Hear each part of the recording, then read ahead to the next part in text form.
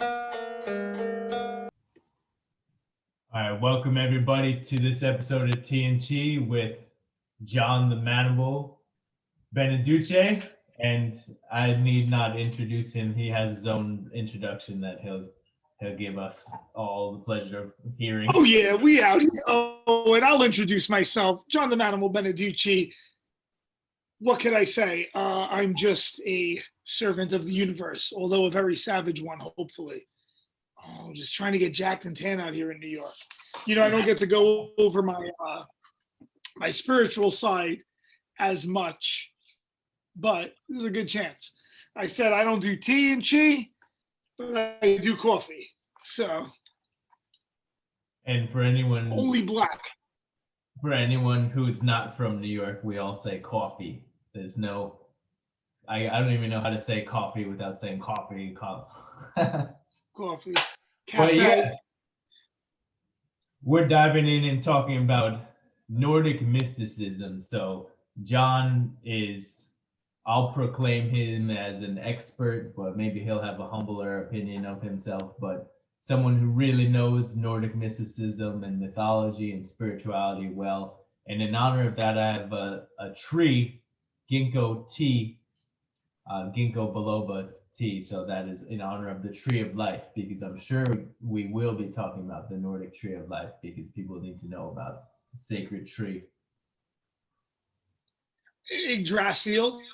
I mean, the sacred tree is pretty common in a lot of mythologies. Most spiritual practices have that, especially if you think of it like a metaphor for other things like the cosmic web, the way a cell structure is. So if you Google like, you know, things that look the same, like a cell, the structure of a human cell, the synapses, right, how those go from a focal point all the way out, the way the root system of a tree, the mycelium of mushrooms, all these things are probably a metaphor for that microcosm to the macrocosm of that sacred tree.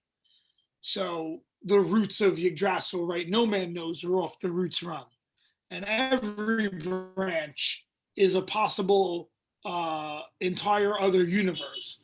So how Yggdrasil's branches work is every single choice there is to be made has an infinite amount of branches that will spring up from that node.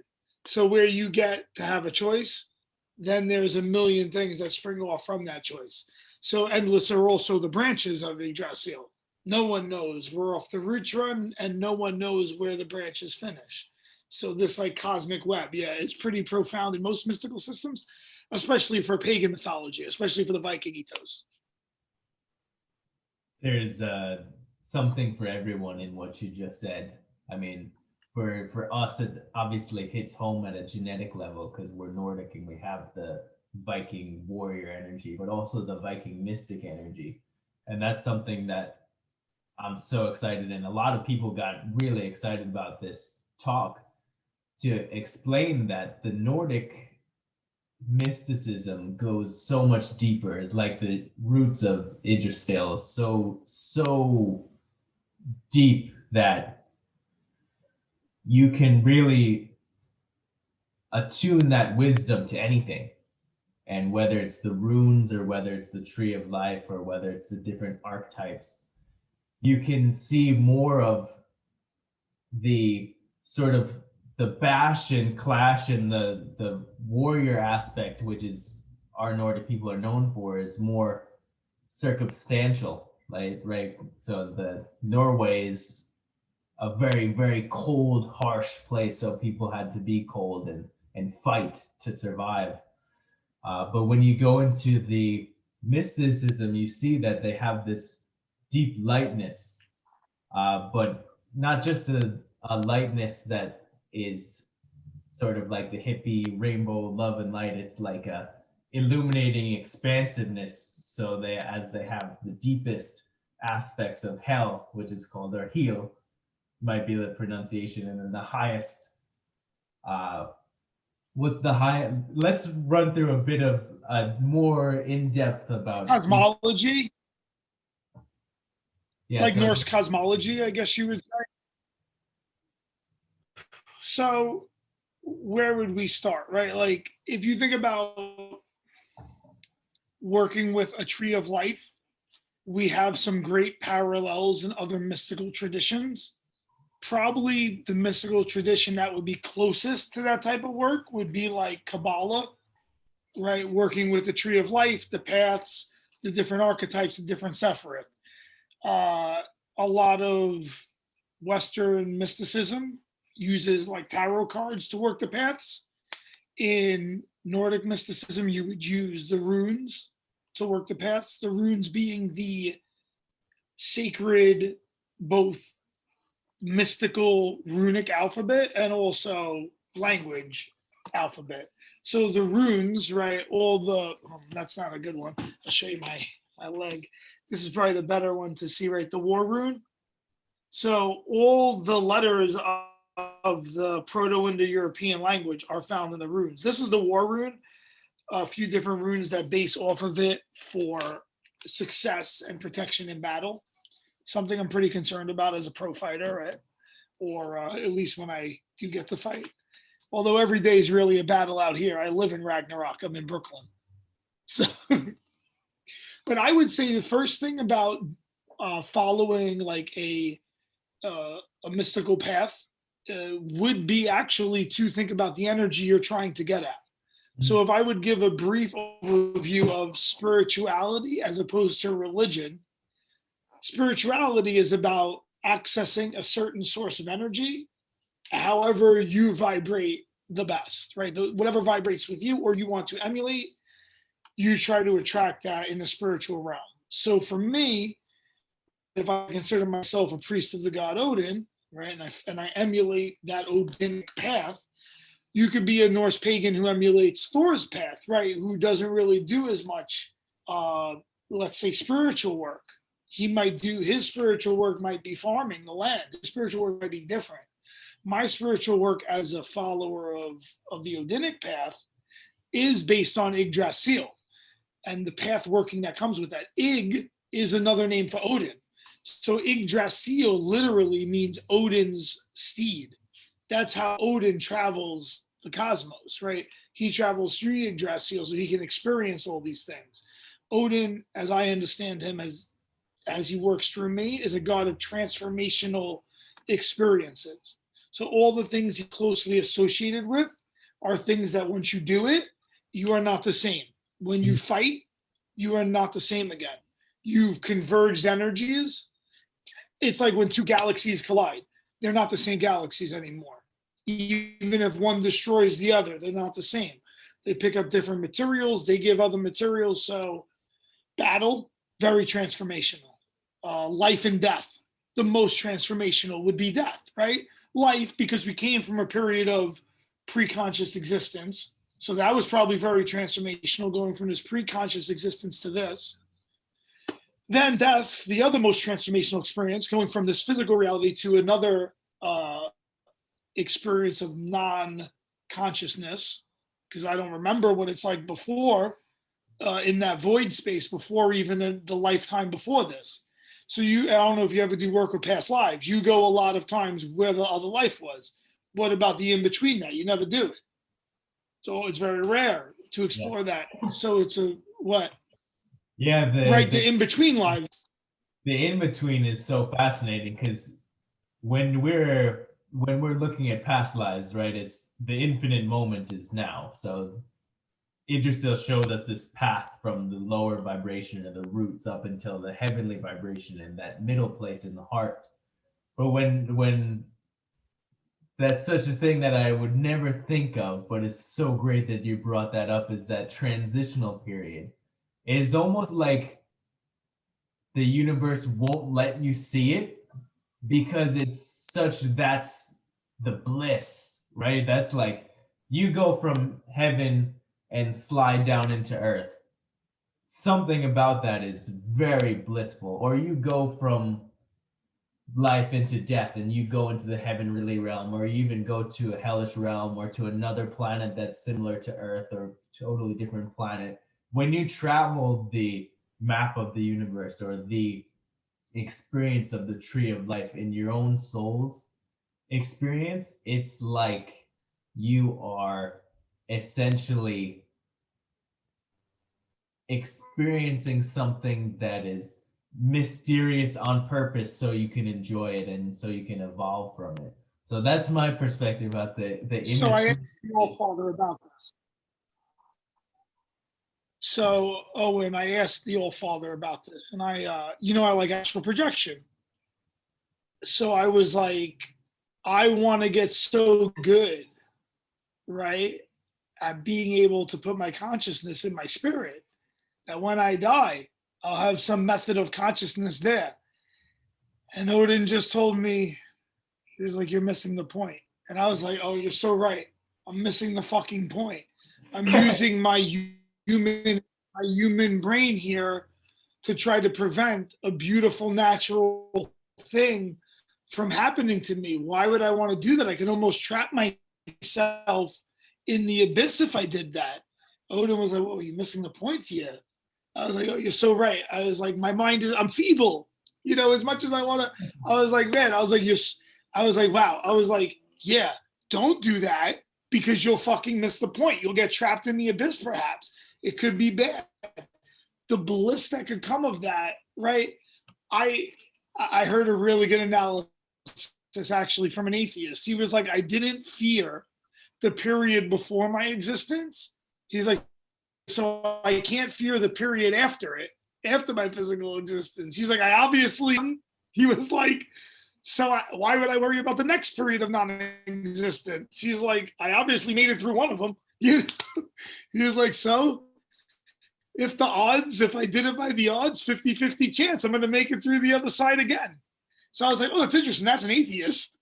I was like, that's fascinating. He was like, I made it through once. He's like, oh, I don't know. He's like, obviously I'm here. I don't remember what happened before, but yeah, that intra space, maybe that's the mystery. So Odin whispers something in Baldur's ear before he dies. And it's the secret of Norse mysticism. What does he whisper? And no one knows. Right. So it's always like, what does he whisper? Right. Is there something about that? Who knows? We don't know what that secret knowledge is. There's a few things secret that I don't know. Right. There's a few secrets that like no man knows. Right. 9, although I guess the 9 spells you could. So when you let me take it back. Oh, and let me bring it back. When you follow the Odinic path, right, you want to, I try to vibrate my energy with that Odinic energy. Even though I do see myself as the son of Odin, as Vidar, but that's a whole other story, which you would think they call him the silent god, but I think it's like calling a big dude tiny, that Vidar's not so silent. He's kind of a so to follow the Odinic path, then we have good source material, Owen. Odin does in the Havamal, he pretty much gives us the handbook of his journeys, right? He gives us a whole book, the Havamal, of all the quests he went on. So Odin does 3 sacred quests. First, he finds the runes. He does a rite of initiation, sacrifices himself upon the tree Yggdrasil, gashes himself with a blade, his spear, very similar to the Jesus myth. And after 9 days, no food, no water, the 9th night, right, he sees the runes and he grasps them and they become part of him. And then he gives those runes to the people of the Proto-Indo-Europeans. There's probably a region in like the Baltic Sea, Black Sea area that this whole mythology comes from, because the Indian mythology, the Hindu mythology is very similar. It's almost the same. Even when I look at the roots of their last names, the last name Odin is very popular, right? So I'm like, oh, it's very interesting. Look at the Proto-Indo-European language, very similar. The Hindu mythology and the spiritualism there is very well preserved. In Norse mythology, not as well preserved because of Catholicism. So, but very similar systems. So Odin finds the runes, right? Both a communication language and one of spiritual development. All the runes not only have a sound, but a value associated with them both numerically and qualitatively. So like the first rune, Fehu, right, has the symbol of wealth, prosperity, even though it's translated through cattle. So every rune this way. and each rune a symbol, right? Our brain works in symbols to affect our material world. So that's the first thing. The second is he gives his eye in the well of Mimir, right, to see into all the worlds. Now, this also talks about spiritual journeying, right? He has to go to Mimir as well. A very interesting place to travel to, a very scary place to travel to, especially depending when you go there, because time is all here. So you can go to Mimir as well and be like at the sacrifice of Odin's eye, or you could go there and no one's there. So it's very interesting when you travel cosmologically. Now, the third thing Odin does, right? He sees in all the worlds,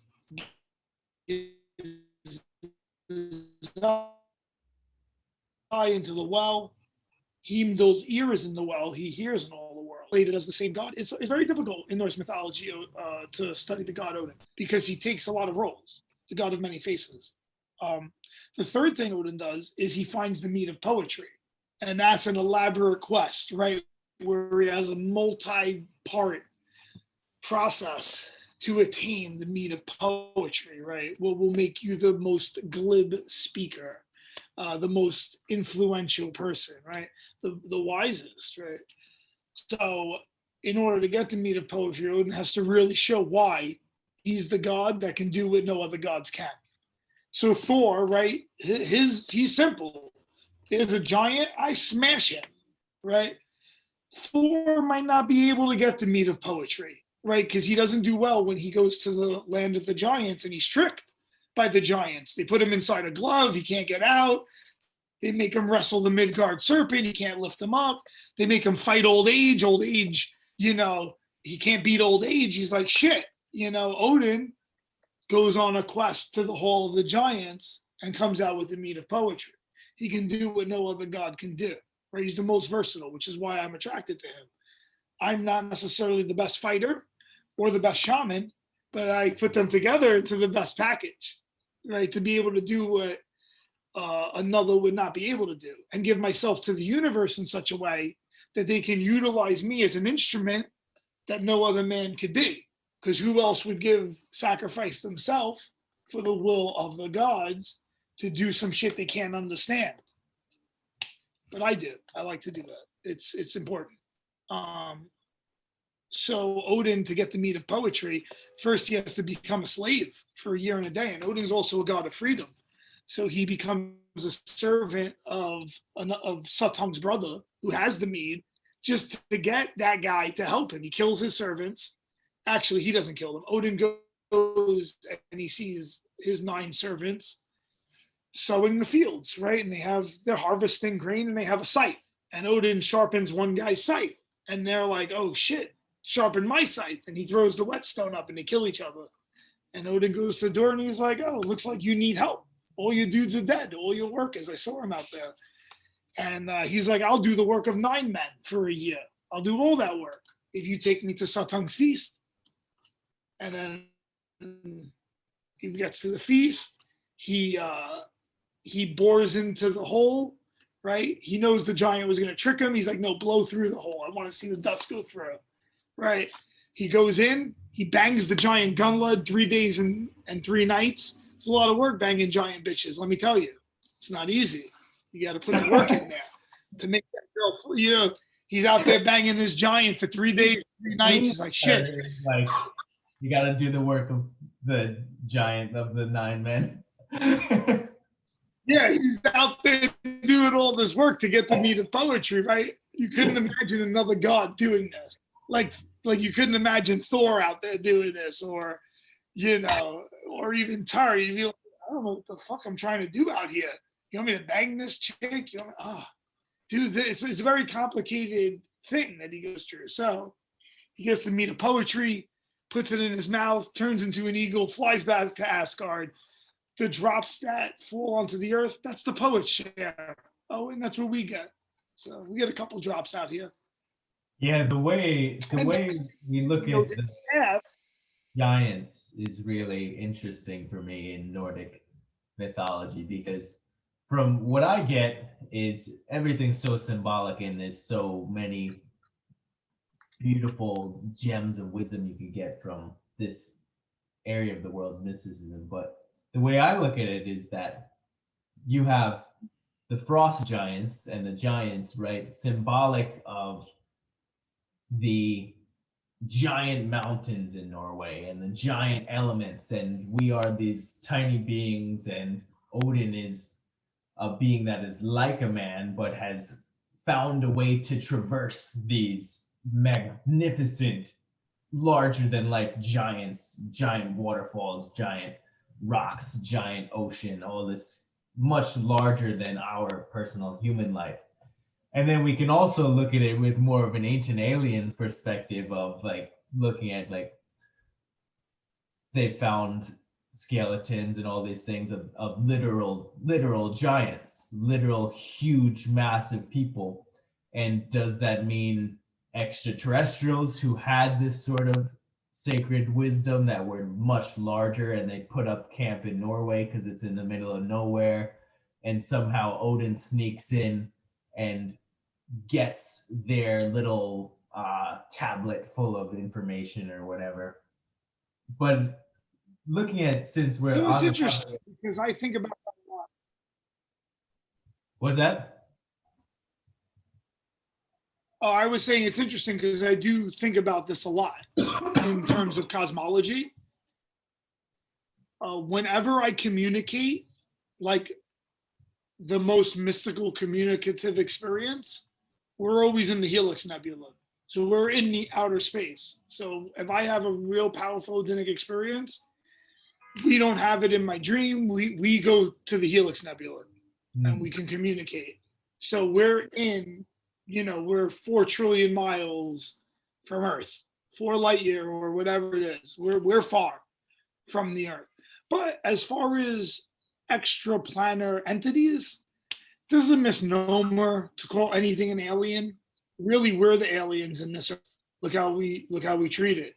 Other things are a lot easier incorporating into the Earth. So we would probably be the alien entity here, but everything is alien to everywhere. Like, think about things as like the cosmic web. There's nothing really alien to a place. If you're talking about extraplanar entities, tons. And here's the other thing, Owen, most of those entities you can't see physically, but there's a ton out there.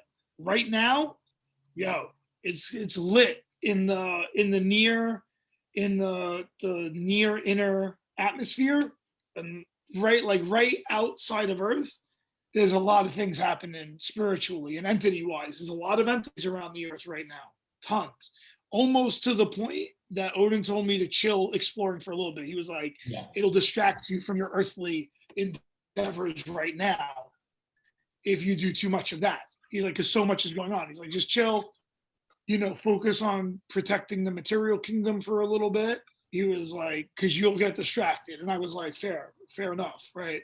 I understand. Which makes me think, right, is do these entities, whether they are physical, like you're having a child or planting a seed, or unseen, like somebody would call it a demon or an angel or a deity or something unseen, a spirit, do we create them, or do we magnetize them from some place that they already existed, or is it some sort of interesting mix of both? Is it like this magnetic creative construct and we do create things that are new, or is it just all out there and we're kind of like, oh, this is magnetizing to me because, say, I want to experience this, or this is magnetizing to me because I have this karma to deal with? That is something that I don't think anyone can explain, but was provoked in my mind when you said that. So this is a complicated question. So,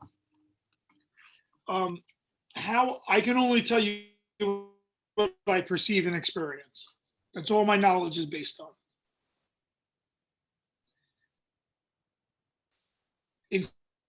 Including all the information that comes to me through any source, right? It's only based on me.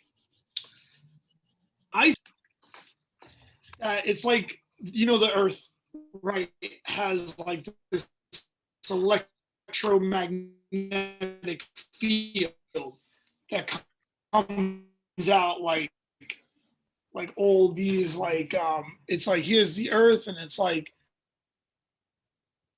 this electromagnetic field that kind of like goes through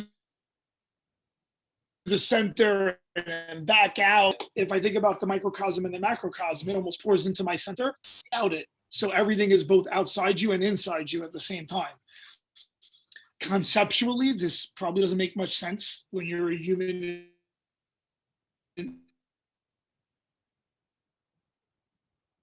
inside a body. But sometimes I will go to astral project. Does that make sense? So let's say I want to go to the Helix Nebula. 2 ways to get there. I could go out, and then I'll usually you have to fold space so that you get there in like a second, or I'll go in, and when I go in, everywhere is in a real small spot. Even though it's massive, it's also that big.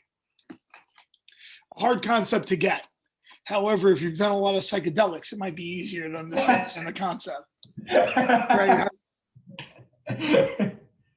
which is like part of ancient mysticism, there was the mushrooms that the Nordic people were eating, and the elk reindeer piss that they were drinking, that the reindeer ate the mushrooms, and then some of our Nordic ancestors drank the psychedelic reindeer piss. So from the earth, from the soil. So the Viking mushroom is a little bit of a scary mushroom, actually. The Amanita muscaria. I don't know if you've ever experimented with that one. It's not like psilocybin. Yeah. It's not as happy. You've done Amanita muscaria. It's a little bit of a darker mushroom. Yeah, my experience was really like purging. Like, it was like a detox. Like, there was this emotional gunk and like probably some parasites and shit that I picked up from eating McDonald's as a kid or whatever in my gut. Had the Amanita muscaria, which is legal, by the way, so nobody can get on my case for that. Legal, yeah, because you don't. First of all, I can't anyone to do mushrooms all the time. Maybe microdosing it, but like tripping all the time, it's too much to incorporate for me.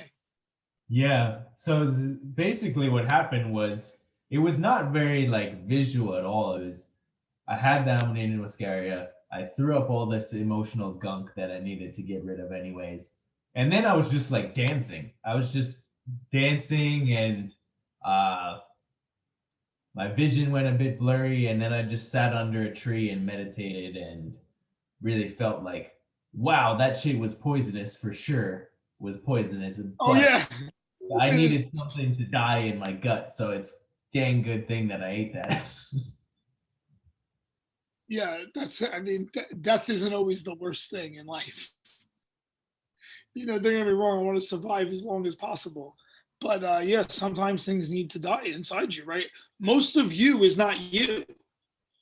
Like, by the numbers, most of you is other things. So I just feel like I'm the gut microbiome of the universe. You know how in your gut there's like trillions of entities? That's how I feel. I feel like I'm one of those little trillion of entities. Just, I'm the gut microbiome. I'm not trying to overthink it. I see how vast the universe is, but how important is that little bacteria? Because when that little bacteria is messed up, you get sick, you get all kinds of diseases, it affects your cognitive ability. So very, very important, those microscopic organisms, just like us. I don't know what the purpose is, but I feel like the microscopic organisms do play a big factor, like us. And I'm not sure what that is. And you also might overly give importance to things that you might not need to change. Like, I think humans, we get caught up in the cycle of trying to change, not realizing that every time you do something, it causes something else to happen. So like, you see something and you're like, I'm going to take an example of everything that's going on now. There's a disease, people are dying. You might not need to do shit. You might need to just do what you're doing. You don't know. We don't know what to do. You might need to just You might just keep on keeping on. You might not need to fucking shut everything down. You might not need to do anything. It might have been exactly the same if you did nothing. And people don't understand this because they always like, you got to do something. Well, do you? Do you have to do something? I don't know. Are we obsessed with progress just for the sake of being busy? It's a real obsession. Like, you want to talk about Viking spirituality? Do you know why the? What is that? What was that, Owen? Oh, I was just saying, literally, right as you said obsessed, I was thinking we're obsessed with doing and we have no being culture in the West. Like the other places in the world, Nordic spirituality, Hindu, Buddhist, wherever, Swahili, wherever you go, Hawaiian, they have a being culture, like a culture that's just, oh, this is what we do to be good. But it's not like so obsessed with, oh, I have to do the do, which is one of Odin's things, right? Is Odin never reaches. That's one of his mystical wisdoms that I've received, is that Odin is the god of wisdom. He never reaches. Everything is in his grasp, right? But that's how we can all live. We can all live in a way that's like, everybody knows this at a heart level, at a soul level. The moment you go like reaching beyond what you particularly enjoy, or like maybe enjoy isn't the right word, but what's natural to you is much better word. When you reach beyond what is natural to you, you fuck up every time. Like, oh, you're reaching for that girl that is just like, something's like you're having to do a lot extra that you wouldn't naturally do, or reaching for that money goal that's like more naturally than you would actually do. But then you come back, chill and be, and meditate upon it, and then you get like Odin's spear, like gets right to the point every time. And that's why I consider him such a wisdom archetype, because he has one eye in the well of wisdom. He has one eye in the spiritual perspective, the watery, expansive nature, and then one eye in the physical realm. And then he has his spear that never misses, always getting to the point. He's not like Thor that's like bash, boom, smash his way into his way of life. It's like a spear, very subtle, takes a lot of skill, but you have to get precision. And with the precision, you can cut through mental inadequacies or spiritual. Look, when I keep on my altar, I don't have the spear, but a symbol of the spear, I keep the arrow. Yes. To the point. And one of the points, people. Let me cut through the bullshit. Exactly. Can I cut through all the bullshit and get to the point? And that's the problem I have in society, that they have to build a lot around to keep people involved in energetically contributing to a system, that they don't get to the point, right? So I am always like, well, what's the point? Boom, and it almost can fuck you up. It makes me a lot of times decades too early. Owen. I've been decades too early before, and it makes you look silly until decades later. And then I'll give you a good one. Even something simple advice I'll give someone. I have a training partner I know 20 years. The guy used to work as a bouncer. He always worked nights. His sleep schedule was shitty, banging prostitute, all this shit. And for 20 years, I've been telling this guy, yo, just don't, when you're done at your job, go home an hour earlier. You're fine. This extra sleep is more important than the other thing. Took 20 years. He's like, Manimal, I've been sleeping a little more. I feel really good. I was like, I told you that 20 years ago. He's like, you motherfucker tell me that. Yeah, because you're like, maybe I should take this supplement. Hey, should I take melatonin? Do you think I should take this? Do you think I should? Then what does he do? He goes to the doctor. You tell a doctor I can't sleep well. He gives you Ambien. Now he became addicted to that shit. You know what I'm saying? And I just cut through the bullshit. I was like, dude, go to sleep an hour earlier. That's it. I just totally negated all this other shit.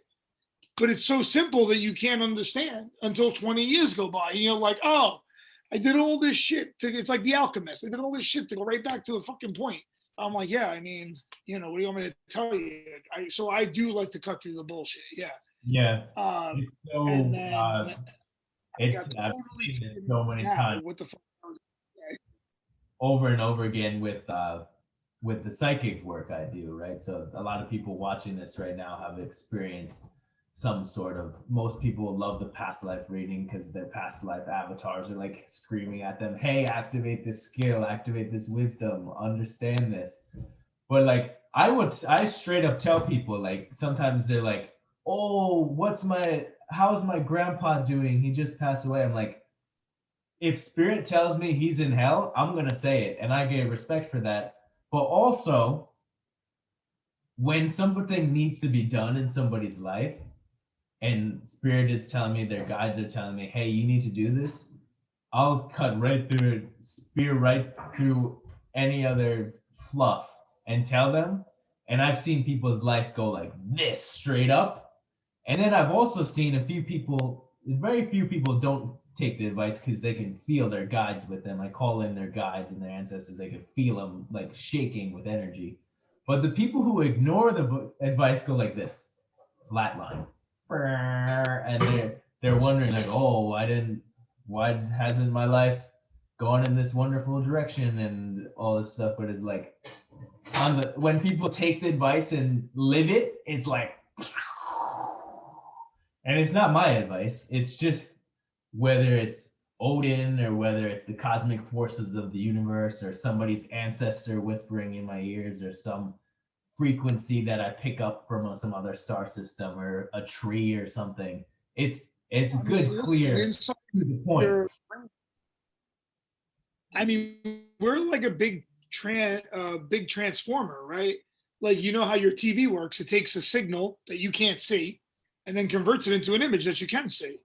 Inside your pineal gland, we have crystals. Crystals are highly conducive to electricity.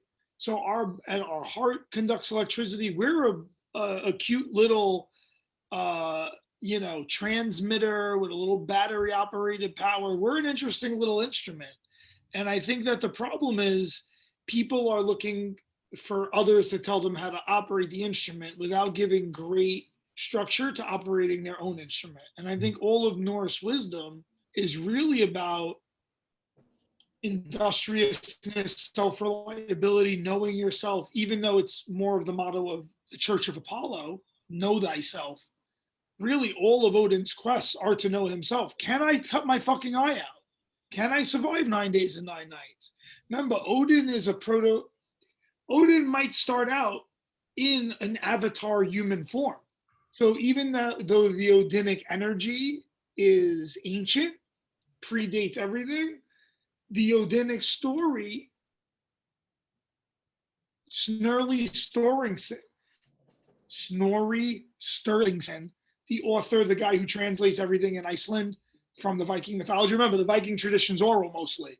You have storytellers, you have bards, skalds, really, who would tell these stories, creating a very powerful cognitive internet. So you know how we have the internet and it's in whatever, some weird realm where this internet exists? We don't know if our spiritual ancestors made a realm spiritually that's inside our own brain, that when you sleep, you go to this like weird spiritual realm they created. And we're so distanced from all this. Instead of wanting that, we make the internet, which I understand it's very accessible for people, feels very physical. But there might be an entire system that people don't use that's just as profound. You go to the Akashic Records, it's like going on Google. The only difference is no one's, well, not that I know of, going in and altering that, but you don't know. So I wouldn't know if they did. So, when you go look something up, you don't know how that information is being controlled. Our ancestors might have made a system for this that we have no idea about. Actually, I have a good story. One of my friends paints from the other side, Ivy. Inside her paintings are portals to other dimensions. And I went in one, and there was like an ancient civilization in this one. I projected into it. And there was an ancient civilization, maybe 100,000 years before us, and very advanced. And all their USBs were little crystals. So you know how we have the USB? They had like a little crystal, but in this little crystal had tons of information. When they put it on a certain thing, it displayed everything around you. If I find that crystal, you know what I could do with it? Not a fucking thing. I don't have the tools to activate this thing. So this can be a metaphor for everything around us. All that spiritual stuff could be right here, but without the tool to see it, to activate it, I can't do shit. All these radio waves flying around in the air, without the transmitters and stuff and the chips in my computer, they're all lost. They're all around us. I'm not taking in that radio wave and making that. What is a TV? Is it radio waves or microwaves? I forget. But radio waves. I'm not taking those radio waves and turning it into something inside me, or am I? And don't even know it. That could happen too. I wonder about that all the time also, and how much stuff is affecting us that I don't know. All that input, it's a lot of energy there. Because I did a fasting days, no food, no water, no nothing, right? Just in the woods. And not having all that input was very interesting, because then I feel the other inputs, the ley lines, right? The energy, the meridians around the whole earth. I feel different energy there. And here I feel a lot of different energy coming in from all different sources from technology. So it's very interesting, all this input that I'm slightly aware of. How much is it affecting us? I always wondered this. How much is that psychologically affecting us? And you can see it on the physical realm. All the media we take in is really fucking our heads up. Yeah. Oh my goodness. Is such a good thing for people to hear. So once in a while I fast, and I'm pretty good with it. I can go a long time. So the way this is related to Norse mysticism, obviously, is for anyone who doesn't know, is that story we were talking about where he basically hung himself from the tree and fasted for 9 days and nights with a gash in himself, because I think he was accidentally stabbed himself with his spear when he went up to them. But I fasted the other day, you right? always do it. I have a lot of stimulation now with I have thank the gods, thank the goddesses. I have good food intake, good money intake, and also have a lot of good connection on Instagram and all these things. I went to fast the other day, and about a few hours in, the pure lust to eat a meal, the pure lust to eat food was nothing I've ever felt before was like that. And it was so strange because my body knew, it was like, this isn't hunger. This is up here. This is your brain creating. Hungry. It's only been 4 hours. Right? It's only been a few hours. You're not actually hungry. Yeah. It's pure desire. And then getting past that threshold is like, every time you get past that threshold, you're like, fuck, man, we need to get back to nature. We need to fast in the forest so we could understand that stimulation is not the same as love, which is what we're really looking for. Stimulation is not the same as that like Freya archetype, who's like this magnificent goddess woman who can heal you, who can fight for you, who can love you. I fucked up with Freya. Well, I didn't fuck up with Freya. I fucked up with a Freyic experience. And it's okay. She needed what she needed from me. And I messed up what I asked. And she did what I asked. But I didn't understand how it would have manifested. I had some cats, and I was like, take care of these cats. And she was like, I'll take 2. And she took 2. I was like, okay, that's not what I meant, but I understand what I did there. And it hurt a little bit, but I understand what I did. It's okay. She needed them. It's okay. I understand. I did. It's okay. But I messed up in what I asked for there. You know what I mean? So, but she was happy about it. So I can't second guess that. That's what I needed to do. Even though I think I messed up, I didn't. I did what I was supposed to do without knowing even though I don't like it, it's all right. But they were, it's hard though. it's hard to have these parts of your being, right? When you know something is not a bad thing, but your primitive brain is like, oh no, right? So it is interesting. Me, I have a constant evolutionary process that I'm always undergoing. So that's part of following the Odinic path, right? I always have this like evolutionary process. And right now, I just turned 40. So I'm enjoying my midlife crisis. But that midlife crisis is like, well, what now? Do I want to do, where do I want to put my energy, right? How do I want to make my avatar? What am I looking to do? And when I think about the prototypical Odin, like I'm going to bring it back to Snorri Sturluson writes about Odin. And he puts Odin's physical persona as a Trojan prince, which time-wise would make sense for the development of the Proto-Indo-European language. So interesting. And when Troy falls, and there's some stories about this, right, in mythology, Asgard has this great wall. They fight this epic first war against the Vanir, Trojan War, right? Could be that he could have been a Trojan prince. And then the Romans also make Iulius like Thor. So yeah, there could be this. Aeneas is closely associated with the god Thor.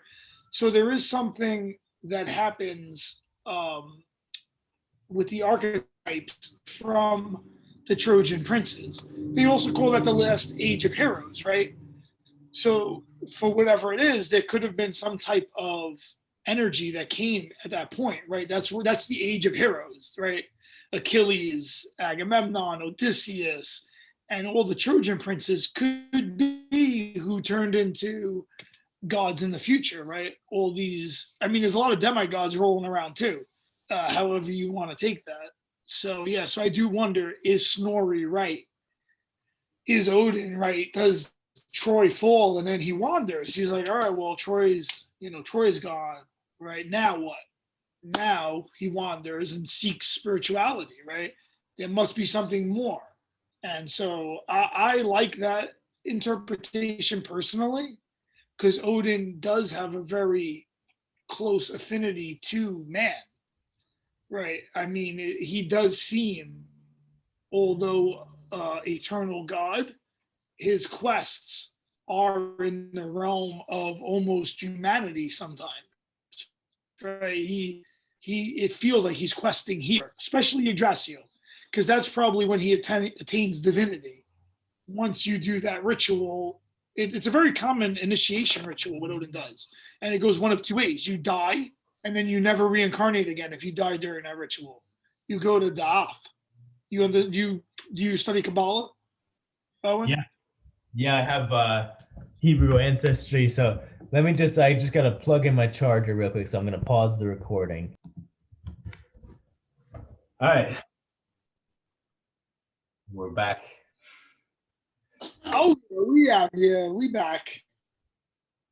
All right. So what I was saying, if you're familiar with Jewish mysticism, when you work that path, when you try to cross the abyss, you could get stuck there.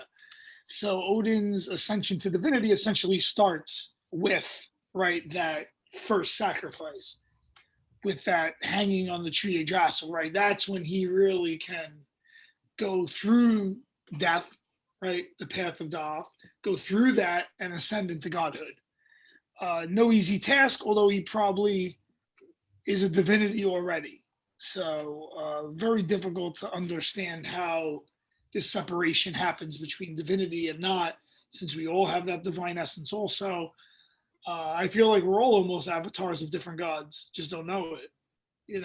Because remember, the gods can't manifest their full force on the prime material plane. That's why they always need an avatar, right? You can invoke a spirit. You can't evoke a god, right? I don't know if you know invocation, evocation. Like you can't evoke the god, right? He just can't bring his whole presence to the physical world. It's too much. So a lot of times you need a piece of that energy, and you have all these avatars to get to the prime material plane. It's hard. The gods don't often come to Midgard, right?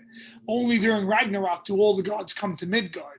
And something I think something to do with the speed of light to get the gods to Midgard, because Odin has 432,000 Einherjar.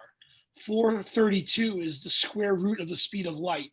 I think there's something about that to get the gods here during Ragnarok that has to do with that. I don't know what that is, but I think about it a lot in my head. So we'll see. Maybe something about the speed of light and death. Who knows? We don't know. There's so much we don't know.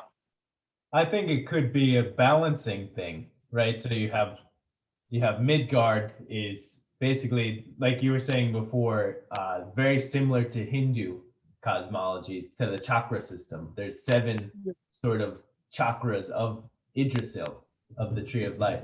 At Midgard, you're in the heart. You're at the flaming bridge of the heart. When you are a benevolent deity, you're up in the highest branches of the trees. Yes. When you are sort of like a demonic entity or deity, you're down at the lowest aspects of hell or heel.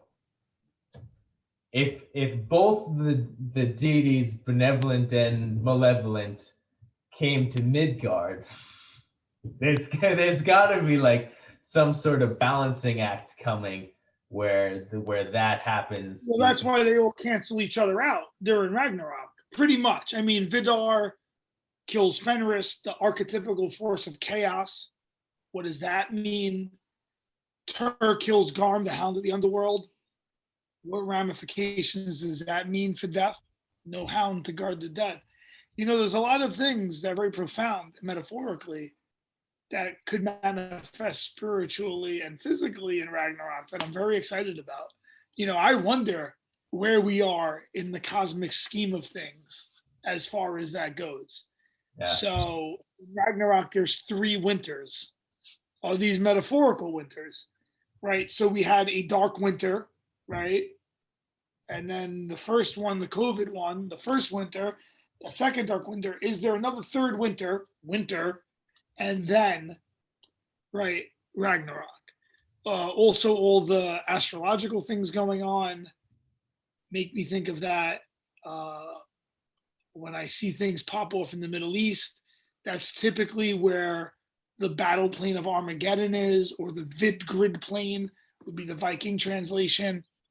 Both books very close. The Book of Revelations and Ragnarok are very close.